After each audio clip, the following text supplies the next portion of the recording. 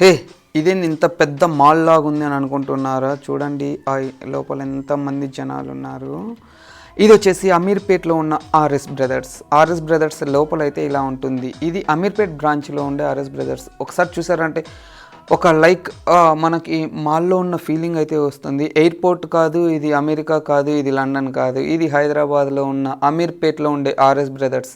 ఒకసారి చూడండి. ఆ వ్యూ చాలా బాగుందనైతే నేను వీడియో అయితే క్యాప్చర్ చేశాను. మీరు ఒకసారి చూడొచ్చు. ఎంత బాగుందో చూడండి ఇక్కడ.